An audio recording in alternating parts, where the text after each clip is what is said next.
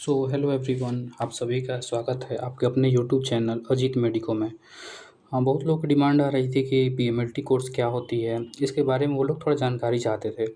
तो इसलिए मैंने सोचा कि मैं वीडियो बनाता हूँ कि पीएमएलटी कोर्स है क्या और इसमें अपॉर्चुनिटीज़ क्या-क्या हैं। तो देखिए, सबसे पहले बीएमएलटी का जो फुल फॉर्म होता है, वो होता है bachelor in medical laboratory technician. और इसमें हम लोग आगे देखेंगे कि ये कोर्स करने की एलिजिबिलिटी क्या है, फिर जो हमारा कोर्स ड्यूरेशन जो होता है वो कितने दिनों का होता है, इसमें फ़ीस कितनी होती है, एडमिशन का इसका प्रोसेस क्या है, फिर इसमें जॉब अपॉर्चुनिटीज़ क्या है और अगर जॉब लग जाती है तो फिर सैलरी हमारी क्या रहती है उसमें। तो चलिए एक-एक करके हम लोग सारे इस टॉपिक पे डिस्कस कर लेते हैं। तो सबसे पहले हम लोग देखते हैं कि इसमें एलिजिबिलिटी क्या होनी चाहिए। कोई भी कैंडिडेट अगर एडमिशन लेना चाहते हैं बीएमएलटी और लैब टेक्नीशियन में, तो उनका एलिजिबिलिटी क्या होना चाहिए। देखिए, सबसे पहले कोई भी मेडिकल का कोर्स करने के लिए बायो तो होना चाहिए, तो आप सभी को पता होंगे। तो 10+2 बायोलॉजी से होने चाहिए और मिनिमम 50% मार्क्स होने चाहिए किसी भी रिकॉग्नाइज्ड बोर्ड से। आफ्टर दैट कोर्स का ड्यूरेशन क्या होता है। तो देखिए, कोर्स का ड्यूरेशन क्या होता है, किसी किसी यूनिवर्सिटी पर डिफ़र करता है ये। तो बिहार में जो भी मैक्सिमम यूनिवर्सिटीज़ है उसमें 4 ईयर की कोर्स होती है प्लस 6 मंथ की इंटर्नशिप होती है, और बाहर की कुछ यूनिवर्सिटीज़ हैं आउट ऑफ बिहार जिसमें कि 3 ईयर्स की कोर्सेज़ होती हैं और 6 मंथ की इंटर्नशिप होती है। उसके बाद देखिए, फिर हम लोग फ़ीस देखते हैं कि अप्रॉक्स फ़ीस कितनी लगती है इसमें। तो देखिए, ये भी कॉलेज और यूनिवर्सिटी से डिफ़र करते हैं। तो अप्रॉक्स एक देखा जाए तो 40 टू 50 के पर ईयर फ़ीस इसमें लगती है। इतना आप मान के चलिए कि 40 टू 50,000 पर ईयर इसमें फ़ी लगेगी, जो कि हुई लगभग 2 लाख के आसपास हो गई 4 साल में। उसके बाद हम लोग देखते हैं कि इसमें एडमिशन का जो प्रोसेस है, वो एडमिशन का प्रोसेस क्या होता है।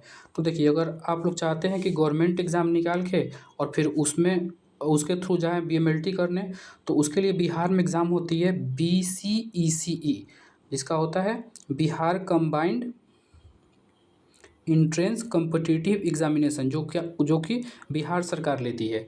तो इसमें आपको एनरोल करना होगा।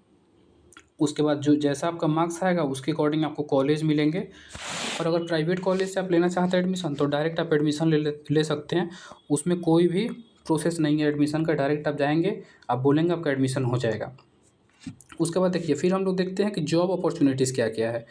तो लैब टेक्नीशियन कोर्स करने के बाद जॉब अपॉर्चुनिटीज़ थोड़ी बढ़ जाती है, क्योंकि देखिए, नॉर्मल आप ग्रेजुएशन कीजिएगा उसमें और आपके पास कोई टेक्निकल डिग्री रहेगा उसमें, दोनों में थोड़ी तो डिफरेंस होंगी।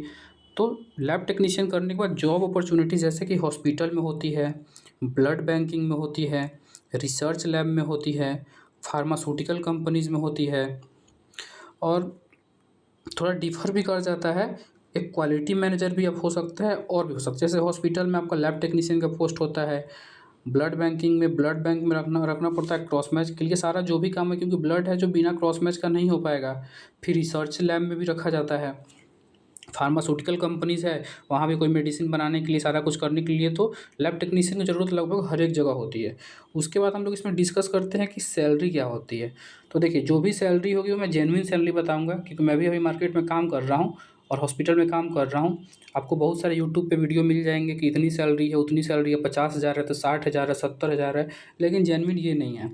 अगर कोई फ्लेबोटोमिस्ट में काम करता है स्टार्टिंग में, देखिए, फ्लेबोटोमिस्ट का मतलब होता है the person who collect samples.